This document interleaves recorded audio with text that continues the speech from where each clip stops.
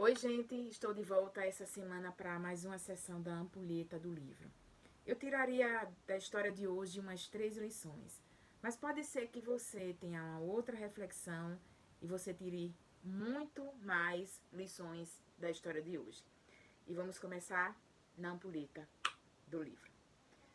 Bom, gente, o livro que eu trago essa semana, ele é um livro que você ainda pode encontrar, porque tem muitos livros que eu vou contar para vocês que não vendem mais. E eu acho que nas últimas semanas tem uns 2 livros também que não estão mais à venda, porque eu tenho muitos livros na minha biblioteca antigos. E esse livro você ainda vai poder encontrar, da editora N Versos, uma editora também muito boa, é a mesma editora daquele outro livro que eu contei para vocês. E eu ainda vou contar aqui, nesse quadro, O que os Médicos Não Contam, também é um livro maravilhoso. E esse livro, Sem Causar Mal, foi escrito por um dos maiores neurocirurgiões do mundo, Dr. Henry Marsh. Dr. Henry, ele trabalha em Londres como neurocirurgião e decidiu escrever esse livro. E por que o título Sem Causar Mal? Porque um dos, digamos assim, uma das sugestões do juramento de Hipócrates, ele falava: não causes mal. E nesse livro, o Dr. Henry, ele abre o coração. Ele fala de inúmeros erros que ele cometeu durante todos os anos de neurocirurgia. E não é uma forma de se expor e nem de expor a neurocirurgia. É uma forma de ensinar as novas gerações como se pode diminuir, como se pode refletir também com as histórias que ele conta e diminuir os erros, né? E a gente aprende muito com a experiência. Gente, na minha biblioteca tem diversos livros nesse estilo. Eu digo a vocês assim que tem vários livros técnicos aqui, cirurgia, geriatria, são livros que te ensinam medicina. Mas livros como esse aqui, que o médico abre o coração, livros como O que os Médicos Não Contam, vários livros que eu vou trazer para você, que eu tenho aqui de médicos que escreveram na década de 40, 70, são livros que te ensinam a ser médico. E os livros técnicos te ensinam o que você deve fazer. E esses livros te ensinam aquilo que você não deve fazer.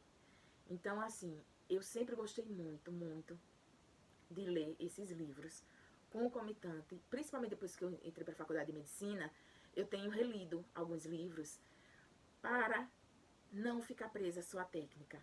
Porque se você não entender o olhar do paciente, se você não entender muito o significado que existe por trás de uma alma, você não vai conseguir, você vai ser só técnica, né? E livros como esse, assim, são impressionantes, porque você para, reflete, você tem mais cautela, você... Tem livro aqui que o médico mandou parar e olhar só para o olhar da mãe.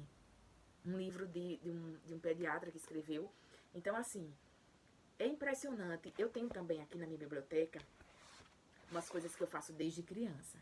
Então, eu sempre, por exemplo, todo documentário, toda revista que um médico escrevia algum caso e como ele fazia aquela reflexão filosófica, ou até casos de erros médicos, tudo que fosse medicina. Eu tenho várias, naquela outra parte ali, várias pastas como essa, tá?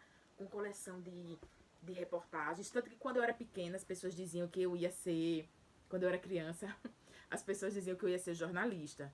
Porque minhas amigas colecionavam papéis de carta e eu colecionava reportagens. Então, assim, de medicina. Então, assim, tudo de reportagem de medicina que vocês imaginarem, ou de médicos abrindo o coração sobre erros médicos, eu guardo e eu acho muito interessante. Porque quando eu lembrei dessa história para trazer essa semana, eu lembrei de uma história que um médico, um grande médico ginecologista obstetra escreveu, e eu vou contar no final sobre o que ele disse aqui. Então, gente, eu trago hoje um capítulo desse livro chamado de Neurotimese.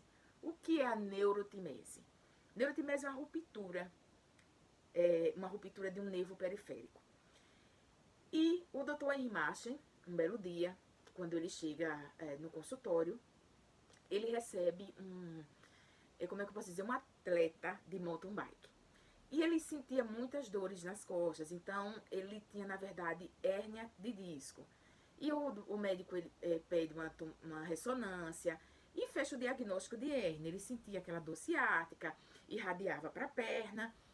Mas o doutor Henry disse que como ele era atleta e aquilo incomodava ele, o doutor Henry também sugeriu, se que ele quisesse, faria cirurgia, mas que ele colocou na consulta que também existem pessoas que esperam um tempo, vão fazer outros tipos de exercício, vão fortalecer o músculo e ficam boas sem cirurgia. Ele explicou tudo isso na consulta. Mas mesmo assim, o atleta insistiu. Ele disse, não, eu quero fazer a cirurgia porque isso está me incomodando. Eu tenho muitos campeonatos, eu vou ter um grande campeonato nacional que ele queria participar, e ele disse, não, eu quero fazer a cirurgia. E o doutor Rimacho já tinha feito várias cirurgias de hérnia durante a vida inteira, e colocou na consulta que era um procedimento muito simples. E o que foi que o doutor Henry fez? No dia da cirurgia, ele foi chamado para uma reunião de emergência, uma reunião para falar sobre regras do plantão noturno. Foi chamado pela gerência do hospital.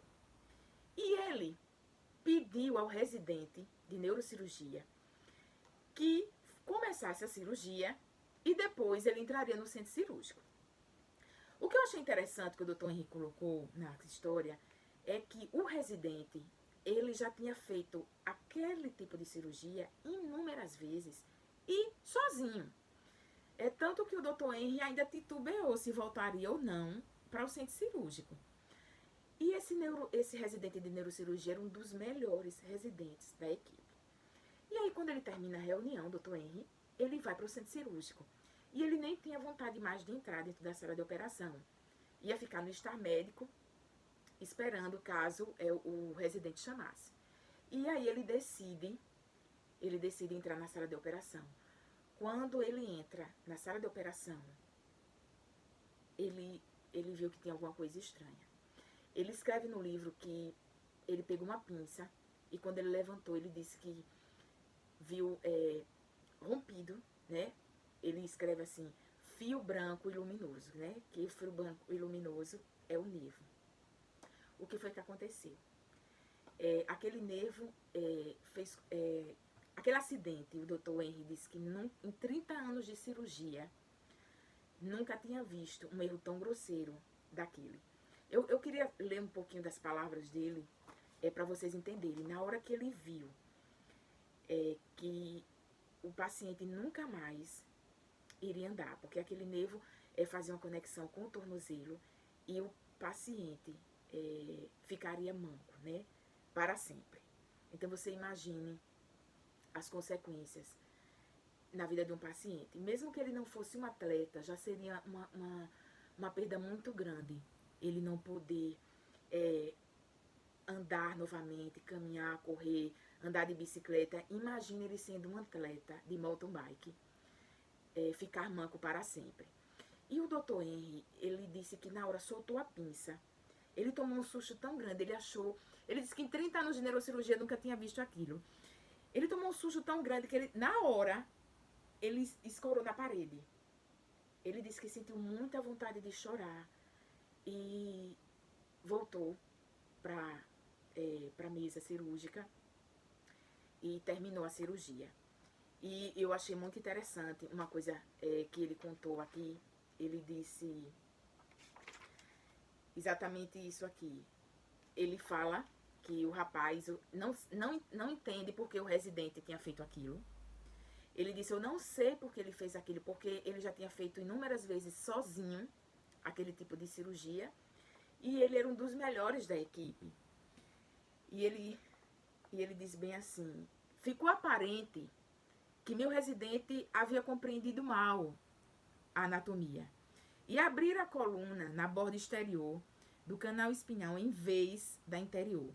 Imediatamente encontrou uma raiz de nervo, a qual, de maneira ainda mais incompreensível, ele cortou completamente.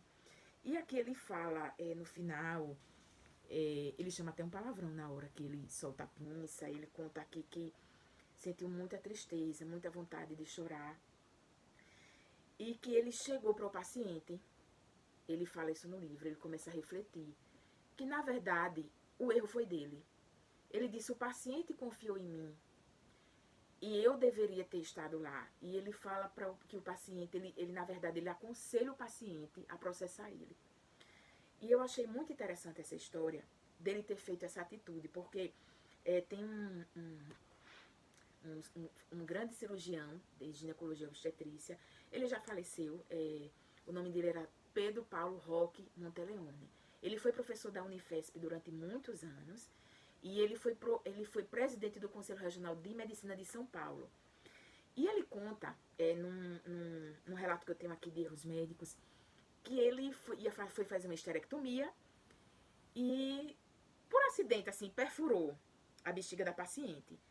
E aí ele disse que os médicos, eles comumente escondem os erros e eles tentam encontrar uma saída para aquela situação. Ele disse que não pensou duas vezes. Ele disse, eu vou contar à paciente que ela vai precisar ficar mais dias, que ela vai precisar me ajudar a se ajudar na recuperação, né? Porque ela ia precisar também ter mais cautela. E ele disse que contou à paciente que foi um erro que ele cometeu. Ele pediu desculpas. Ele disse que ela, se quisesse, poderia processar ele. E ela conta no relato que ela jamais iria processar pela sinceridade que ele teve, pela, digamos assim, pela relação que ele construiu de confiança, né?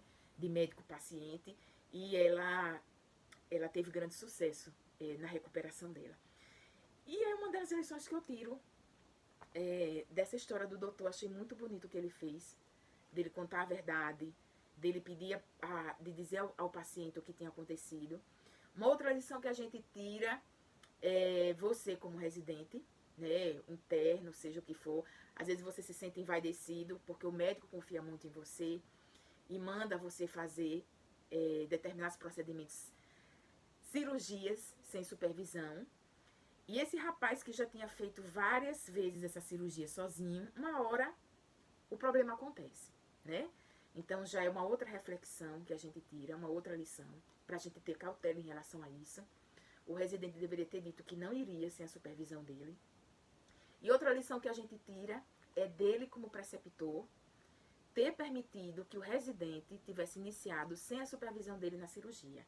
Gente, técnica é muito importante, mas a experiência conta muito. Se o Dr. Henry estivesse lá supervisionando, ele teria percebido, com toda a experiência que ele tem, um curso diferente da manobra.